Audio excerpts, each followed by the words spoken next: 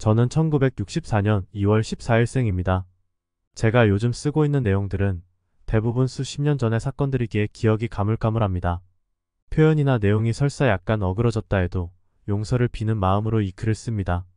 2010년부터 2012년 사이 37년을 하루도 빠짐없이 7시간씩 청계산에서 기도하셨던 이땡땡 권사님을 산에서 처음 만났을 때 목사님, 저 목사 아닌데요?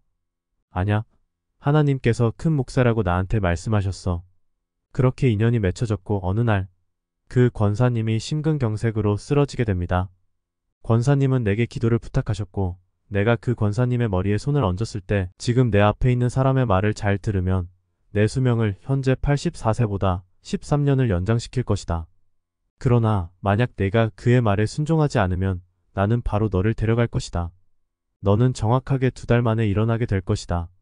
이러한 표적을 보이는 이유는 그가 하나님의 사람이란 것을 증명하고 내가 그의 말을 따르기 위함이다. 나는 뚱딴지 같은 하나님의 음성이 두려움과 실수한 것 같은 느낌을 지울 수 없었던 것이 상대방은 나보다 비교할 수 없을 정도의 기도의 고수라고 여겼기 때문입니다. 정말 신기한 것은 성령의 음성대로 그 권사님은 정확하게 2달 만에 눈 깜짝할 정도로 걸어 다니시게 됩니다. 이제 권사님은 나를 더욱 신뢰하게 되었으며 2014년 사복음교회 개척 멤버로 나와 함께 교회를 시작합니다. 예배 때마다 하나님께서 주시는 음성은 너는 오직 사복음교회만을 위하여 중보하고 그 어느 누구도 중보하지 말라. 당시 권사님에게 중보의 부탁이 쇄도하였는데 대부분 목사님들이었고 100명 정도의 목사님들이 자기 교회의 부흥과 개인적인 문제를 기도 부탁한 것을 저는 압니다. 권사님, 사복음교회 성도가 되셨으니 이제 하나님 말씀대로 다른 목사님들 중보하지 마시고 사복음교회와 저만을 위해 기도하셔야 합니다.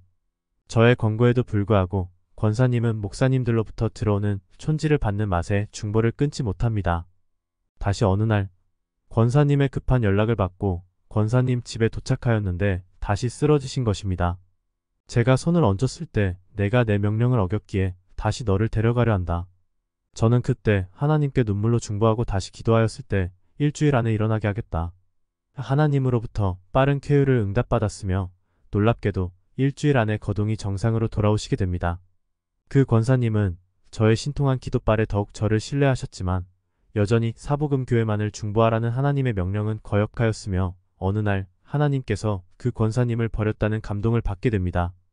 2014년 9월까지 그 권사님 댁에서 예배드렸었는데 이제 사복음교회에서 그 권사님과 당시 사복음교회 성도들 대부분을 제명시키고 현재 출석 중인 신은혜 전도사님과 정누리 성도님만으로 구성하고 다시 교회를 청계산으로 옮기게 됩니다. 권사님을 제명시키고 권사님 댁에 방문하는 일이 드물어지자 수없이 권사님의 전화가 오게 됩니다. 그러던 어느 날 마음에 권사님에 대한 불안한 마음이 들면서 방문해야겠다는 생각에 권사님의 집에 도착하였을 때 권사님은 이미 누워 계셨으며 일어날 수 없는 상태가 되었습니다. 내가 손을 얹었을 때 하나님은 제게 한마디도 말씀하시지 않았습니다. 1시간 이상 회개 찬양과 탄원의 기도를 드리고 다시 손을 얹었지만 하나님은 전혀 말씀하시지 않으셨습니다. 권사님, 그래 말해봐. 이번에는 지난번과 같지 않아요? 나 죽어? 예, 그럴 것 같아요. 당시 86세 내지 87세로 기억되며 13년을 더 사실 수 있는데 불순종으로 끝났다는 확신이 들어 무거운 마음으로 집으로 왔습니다. 일주일 후 밤에 전화소리에 깨었고 집사님, 예성도님, 우리 어머니 돌아가셨어요. 빨리 달려갔으며 시신을 확인하고 시신의 마지막 얼굴을 보게 됩니다. 마치 나의 어머니를 보는 느낌이었습니다. 그리고 3년이 지나가는 동안 하나님, 그 권사님, 천국에 들어가셨나요? 나의 집요한 질문에 지옥에 들어가셨다는 하나님의 응답이 3년 만에 내려왔습니다. 사복음교회 첫 번째 중보 기도자로 세운 분의 마지막이 지옥 판정이었습니다. 제가 받은 내용들이 하나님에게서 온 것인지 아닌지는 아무도 알 수 없을 것이며 증명할 순 없습니다. 중요한 것은 하나님의 명령의 불순종은 무조건 지옥이라는 공식이 확인된 것입니다.